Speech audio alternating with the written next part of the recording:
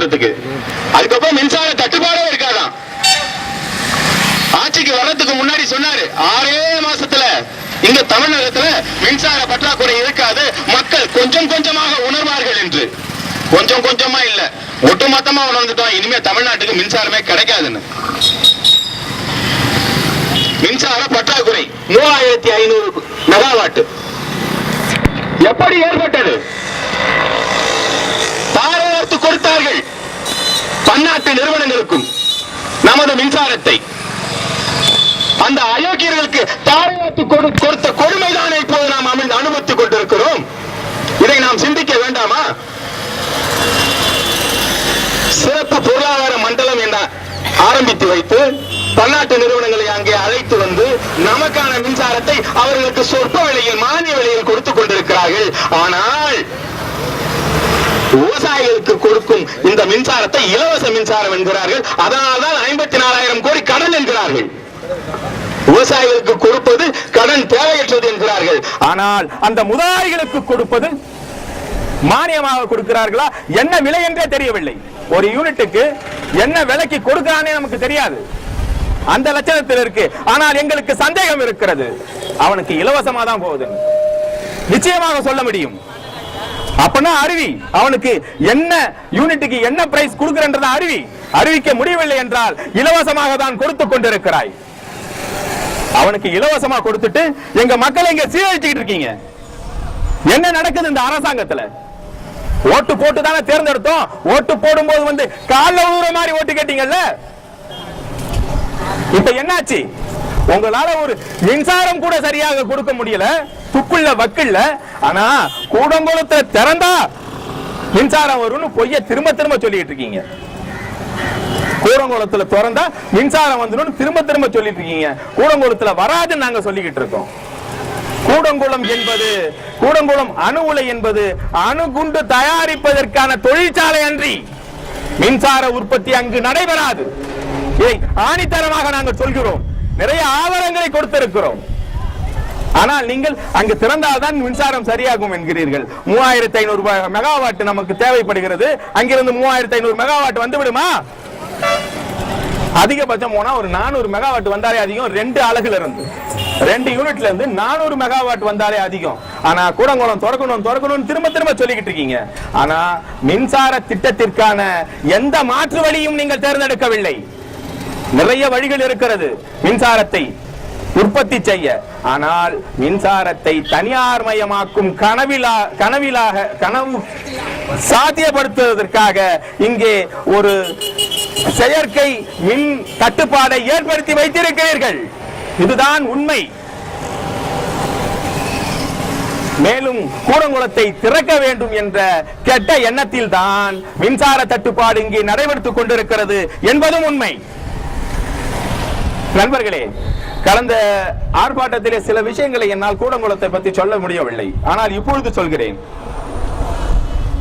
சிலர் இருக்காங்க, தங்களை கம்யூனிஸ்ட் என்று அடையாளப்படுத்திக் கொள்கிறார்கள்.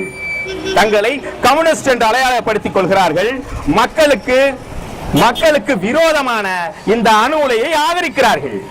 எங்கே? தமிழகத்தில். ஆனால் கேரளாவிலும் ஜெய்தாபூரிலும் எதிர்க்கிறார்கள். இதுதான் மண்ணுக்கேத்த மாசியமா? கேரளாவிலே எதிர்க்கிறீர்கள், ஜெய்தாபூரிலே எதிர்க்கிறீர்கள். ஆனால் தமிழகத்தில் மட்டும் ஏன் ஆதரிக்கிறீர்கள்? தமிழன் இழுச்சவாயன் என்பதா? கேட்டா ஒரு அழகா சொல்றாரு. ஜெய்தாபூர்ல இப்பதான் வந்து நில ஆக்கிரமிப்பு பண்றாங்க. அது வந்து மக்கள் வாழ்வாதாரம் பாதிக்கப்படுகிறது.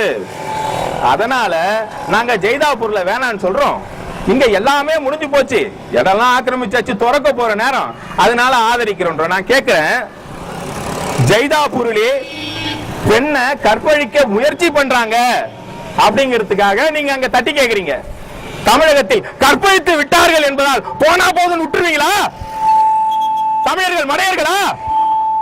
இன்னைக்கு ரஷ்யாக்காரன் கற்பழிக்கிறான், நாளைக்கு வருவான் அமெரிக்காக்காரன், பிரான்ஸ்காரன், ஜப்பான்காரன், அம்பானி, டாடா எல்லாம் வருவான் தமிழகத்தை கற்பழிக்க, அணு உலைகள் கட்ட. ஆதரிப்பீர்களா?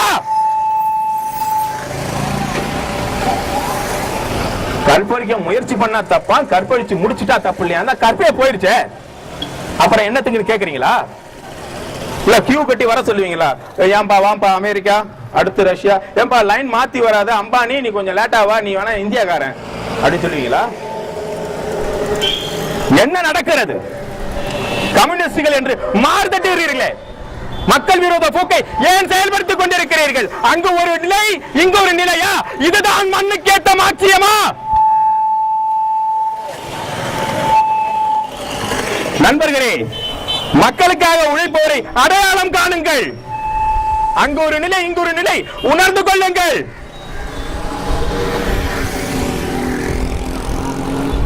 விலைவாசி உயர்வு கிடுகிடுன்னு ஏறுது.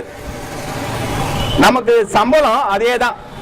ஒருத்தர் 5000 ரூபாய் சம்பளம் வாங்கினார்னா அதே சம்பளம் தான். ஆனா விலைவாசி தாறுமாறா ஏறிட்டு போயிட்டு இருக்கு. முன்னாடி எல்லாம் மெட்ராஸ் போகணும்னா, குடும்பத்தோட போகணும்னா ஒரு 1000 ரூபாய் செலவாகும். இப்ப மெட்ராஸ் போகணும்னா ஒரு மாச சம்பளம் தேவை. ஒரு மாச சம்பளம் இருந்தால்தான் நீங்கள் குடும்பத்தோடு சென்னை செல்ல முடியும். டிக்கெட் கிட்டத்தட்ட 93 ரூபாய் ஆகிட்டான். ஏங்க 55 ரூபாய் இருந்த டிக்கெட் 97 ரூபாய்க்கு போற நிலைமைக்கு காரணம் என்ன? கேட்டா போக்குவரத்து நஷ்டத்துல ஓடுதுங்கிறான். ஏண்டா தனியார் மட்டும் எப்படி லாபகரமாக ஒரு நிறுவனத்தை நடத்துகிறார்கள், உன்னால் ஏன் முடியவில்லை? அப்பொழுது உனக்கு துப்பில்லையா? போக்குவரத்தை சீர் செய்ய உனக்கு துப்பில்லையா? மேனேஜ்மெண்ட் தகுதி இல்லாத நீ எதற்காக ஆட்சியாள வந்து கொண்டிருக்கிறாய், ஆட்சி ஆண்டு கொண்டிருக்கிறாய்? உன்னோட மேனேஜ்மெண்ட் பண்ற தகுதி இல்லாததால மக்கள் தலையில தூக்கி போடுற. வக்கு இல்லாமல் துக்கு இல்லாமல் போக்குவரத்து நிறுவனத்தை சரியாக நடத்த துப்பில்லாமல் மக்கள் தலையிலே தூக்கி போடுகிறாய். ஏண்டா அநியாயமா இல்ல? 55 ரூபாய் இருந்த பஸ் டிக்கெட்ட 98 ரூபாய் கொடுத்து நாங்க போக முடியுமா? ஏறலாம். ஒரு 5% 10% ஏறலாம். 35% 40% ஏறணுமா? இதை தமிழக மக்கள் தாக்கு பிடிக்க முடியுமா? இல்ல உன்ன மாதிரி நாங்க ஏசி கார்ல தான் போயிட்டு இருக்கோம். நண்பர்களே சிந்தியுங்கள். அடுத்ததாக இப்பொழுது ஒரு அணுகுண்டை வீசி இருக்கிறார்கள். மின்சார கட்டண உயர்வு என்று கிட்டத்தட்ட 37% சொல்றாங்க. அதுல கொஞ்சோண்டு கிள்ளி வாபஸ் வாங்கிட்டாங்களாம். அதாவது 7700 கோடி ரூபாய்க்கு திட்டம் போட்டாங்களாம். அதுல ஒரு 650 கோடி ரூபாய் வாபஸ் வாங்கிட்டாங்களாம். அது சரியான கணக்கு எனக்கு தெரியல.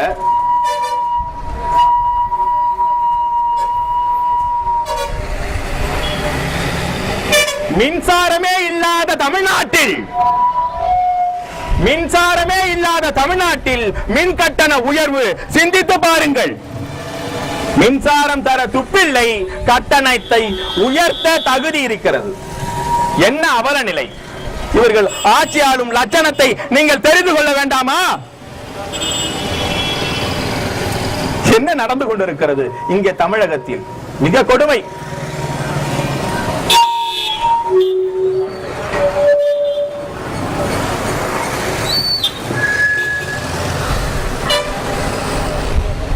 நண்பர்களே, நான் உங்கள்கிட்ட முன்னாடியே சொன்னேன், நமக்கான மின்சாரத்தை பன்னாட்டு நிறுவனங்களுக்கு கொடுத்து கொண்டிருக்கிறார்கள் என்று. அது கிட்டத்தட்ட இல்ல 100% உண்மை. என்னன்னா இங்க நமக்கு தட்டுப்பாடு இருந்துகிட்டு இருக்கு. தமிழக அரசு தனியார் கிட்ட இருந்து மின்சாரத்தை வாங்கிட்டு இருக்கு. அதாவது 5 ரூபாயில இருந்து 17 ரூபாய் கொடுத்து வாங்குது. அத இந்த நோக்கியா, ஹுண்டாய் போன்ற கம்பெனிகளுக்கு அவர்களுக்கு 3 வழித்தடம் இருக்கிறது. அவங்க கம்பெனிக்கு 3 வழித்தடம் வச்சிருக்காங்க. ஒன்னு தனியார்கிட்ட இருந்து கரண்ட் அந்த கம்பியில வரும். அடுத்தபடியா மத்திய தொகுப்பு, மத்திய அரசு கிட்ட இருந்து ஒரு மின்தட வழி இருக்கு அவங்களுக்கு. தமிழக அரசு கிட்ட இருந்து இருக்கு.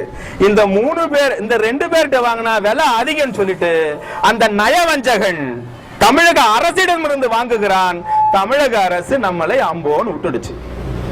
இது உண்மை. தமிழக அரசுக்கு 10,000 கோடி ரூபாய் கடன் பாக்கி இருக்கு தனியார் கம்பெனிக்கு.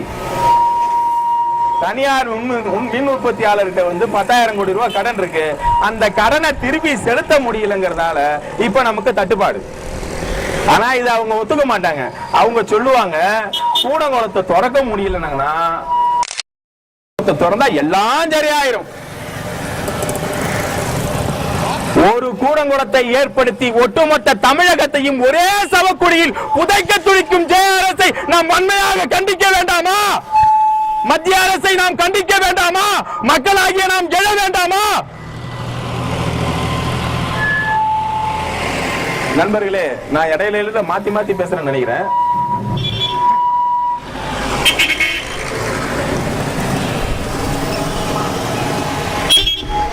அடுத்தபடியாக கோட்டகுப்பத்துல எங்களுக்கு ஒரு கோரிக்கை இருக்குங்க, துணை மின் நிலைய கோரிக்கை. நீங்க தமிழகத்துல இங்க இருந்து நிறைய தோழர்கள் வெளி ஊர்ல இருந்தெல்லாம் வந்திருப்பீங்க, அங்கெல்லாம் வந்து மின்சாரம் இருந்திருக்கும், பார்த்திருக்கீங்க. ஆனா மின்சாரம் கண்டுபிடித்த காலத்தில் இருந்து, கோட்டக்குப்பத்தில் மின் விநியோகம் நடைபெற்ற காலத்தில் இருந்து இங்க மின் தட்டுப்பாடு இருந்துகிட்டு தான் இருக்கு. எப்ப கரண்ட் போகும் எப்ப வரும்னு எங்களுக்கு தெரியாது. அந்த சூழல்ல தான் நாங்க இங்க வாழ்ந்துகிட்டு இருக்கோம். ஆனா எங்களுக்கு துணை மின் நிலையம் கோரிக்கை 15 ஆண்டு காலமாக இருக்கிறது. ஆனால் இந்த அரசு மாறி மாறி மாறி மாறி ஆறும் அரசுகள் எங்களது கோரிக்கையை மறுத்துக் கொண்டிருக்கிறார்கள். ஏன் தான் தெரியல. ஆனா இங்க வந்து ஒரு அம்பானி ஒரு கம்பெனி ஆரம்பிக்கிறான்னு வச்சுங்க, உடனே சப்ஸ்டேஷன் வந்துடும். ஆனா உழைக்கும் மக்களான எங்களுக்கு சப்ஸ்டேஷன்ல எந்த ஸ்டேஷனும் வராது. இங்க வந்து ஒரு பஸ் ஸ்டாண்ட் கிடையாது, ஆரம்ப சுகாதார நிலையம் கிடையாது, சரியான சாலை வசதி கிடையாது, சாக்கடை வசதி கிடையாது. ஆனால் பேரூராட்சி அந்தஸ்து மட்டும் இருக்கிறது. என்னடா கொடுமை இது? அப்புறம் என்னத்துக்கு இது பேரூராட்சின்னு சொல்றீங்க? ஊராட்சின்னு சொல்லிட்டு போலாமே. இது ஒரு பேரூராட்சியா? கடந்த ஆட்சியிலே 11 கோடியே 88,50,000 வந்து நலத்திட்டங்கள் செஞ்சிருக்காங்க. இப்ப ஆட்சி ஆரம்பிச்சு 6 மாசம் தாங்க ஆகுது. ஆனா 3 கோடி ரூபாய் நிதி ஒதுக்கப்பட்டிருக்கு. திட்டங்களுக்காக 295 திட்டங்கள் வகுத்து நாங்க செயல்படுத்தி இருக்கோம் சொல்லியிருக்காங்க. ஆனா எங்க செயல்படுத்திருக்கீங்க? நாங்க லென்ஸ் வச்சு தேடுறோம், ஊர் முழுக்க லென்ஸ் வச்சு தேடிட்டு இருக்குங்க. எனக்கு வேற நல்லா கண்ணு தெரியும், எனக்கு கண்ணாடி எல்லாம் போடல. இருந்தாலும் ஒரு பெரிய லென்ஸ் வச்சு நான் தேடுறேன். இவன் எங்க சாக்கடை கட்டியிருக்கானா இல்ல சாலைகளை போட்டிருக்கானா? என்னடா 295 திட்டத்தை வகுத்து நான் செயல்படுத்தி இருக்கேன்னு சொல்றானே, அது எங்க நடைபெற்றது? என்னதான் நடக்குதுங்க? 11,88,50,000 மொத்தமா ஆட்டைய போட்டானா அல்லது கொஞ்சமாவது செஞ்சிருக்கானா? நாங்க லென்ஸ் வச்சு தேடுறோம், எங்கேயுமே கிடைக்கலங்க எங்களுக்கு. 6 மாசத்துக்கு முன்னாடி தேர்தல் வந்துச்சு, நாங்களும் நின்றோம், எம்எல் தோழர்களும் நின்றாங்க. ஒரு வார்டுல நின்னாங்க, நாங்க வந்து பேரூராட்சி தலைவருக்கு நின்றோம். நாங்க பணம் கொடுக்கல. பணம் கொடுக்கறது எங்களுக்கு வந்து கட்சியில அனுமதி இல்லை, இருந்தாலும் எங்களுக்கு கொடுக்க முடியாது, எங்கள்கிட்ட பணமும் இல்லை. ஆனா நிறைய கட்சி தலைவர்கள் போட்டி போட்டவங்க எல்லாம் 200 ரூபா 300 ரூபா 500 ரூபான்னு கொடுத்தாங்க. கொடுத்துட்டு போட்டு ஜெயிச்சாங்க. ஜெயிச்சுட்டு பட்டாசு வெடிச்சாங்க. இது எப்படி இருக்குன்னா, ஓட்ட பந்தயத்துல ஓடுறோம், ஓடி போய் வந்து கப்பு வாங்குறோம், நம்ம சிரிச்சுக்கிட்டு போஸ் கொடுத்து பட்டாசு வெடிக்கிறோம், ரைட்டு. காசு கொடுத்து கப்பு வாங்கி பட்டாசு வைக்கிற அவல நிலையில இன்னைக்கு கோட்டகுப்பு மட்டும் இல்லைங்க, ஒட்டுமொத்த இந்தியாவும் இருக்கு. இதற்கு முக்கிய காரணம் அரசியல்வாதிகள். மக்கள் மனதை மாற்றி விட்டார்கள். காசு கொடுத்தாதான் ஓட்டு போடுவாங்கன்னு மக்கள் மனசை மாத்திட்டாங்க. மக்களும் என்னைக்குமே இவன் செய்ய மாட்டான், இவன் வந்து என்னத்தை கிழிக்க போறான். இங்க கூட வந்து 11,88,50,000 நலத்திட்டம் ஒதுக்கி இருக்கான். ஆனா எதுவும் நமக்கு கண்ணுக்கு தெரியல.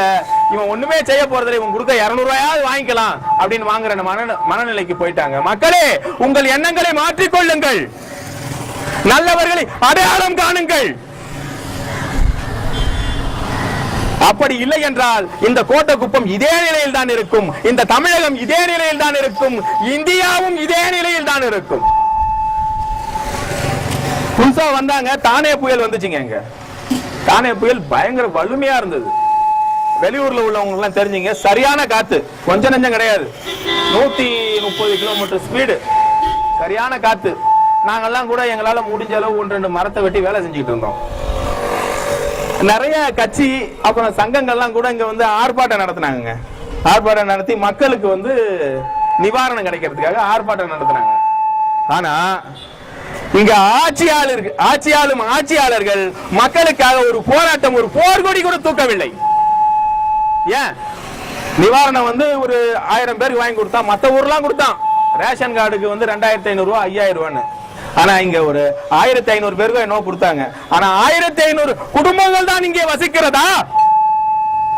புயல் அடிச்சப்ப நாங்க மனசு பாதிக்கப்பட்டமே, அந்த பாதிப்புக்கு விலையே கிடையாது. அதற்காக நிவாரணம் கொடுக்க தகுதி இல்லாத அரசு இந்த ஜெய அரசு.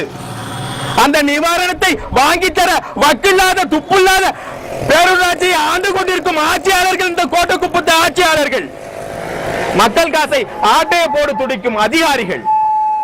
என்னடா நடக்குதுங்க? ஏங்க 2500 ரூபாய் கொடுத்தானுங்க. அந்த 2500 ரூபாய் வாங்கறதுக்கு வார்டு மெம்பருக்கு வந்து 1000 ரூபாய் கமிஷன் கொடுக்கணுமா? அப்படிலாம் சில வார்டுல வாங்கியிருக்காங்க. அட அயோக்கிய பசங்களா, அயோக்கிய பசங்களா, 1000 ரூபாய்க்கு ஆசைப்படுறீங்களே, உங்களுக்கு அயோக்கியத்தனமா தெரியலையா? வார்டு உறுப்பினர்னா என்ன தெரியுமா உங்களுக்கு? எம்எல்ஏ விட எம்பியை விட சிறப்பான பதவி அது. எம்எல்ஏ வந்து மக்களை எப்பவுமே சந்திக்க முடியாது. சட்டமன்ற உறுப்பினர் மக்களை எப்பொழுதும் சந்திக்க முடியாது. மக்களை எம்பி மக்களை அடிக்கடி சந்திக்க முடியாது. ஆனால் வார்டு உறுப்பினர் ஆகிய நீங்கள் மக்களை எப்பொழுதும் சந்திக்கலாம். உங்களுக்கு சம்பளம் கிடையாது. கூட்டம் நடத்தினா 200 ரூபாய் 300 ரூபாய் பேட்டா, அவ்வளவுதான். எதுக்காகனா சேவைக்காக தான் நீங்கள் வந்திருக்கிறீர்கள், சம்பாதிப்பதற்கு அல்ல. ஆனா இதுக்காக நிறைய செலவு பண்ணி உள்ள வந்தீங்க. சரி, கொஞ்சமாச்சும் மக்களுக்கு செய்யலாம் அல்லவா? என்ன செய்றீங்க?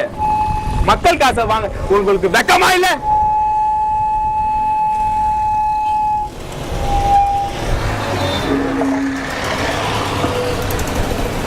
$2500 கொடுத்தா அதுல 1000 ரூபாய் வாங்குறீங்களா? உங்களுக்கு வெக்கமா இல்ல?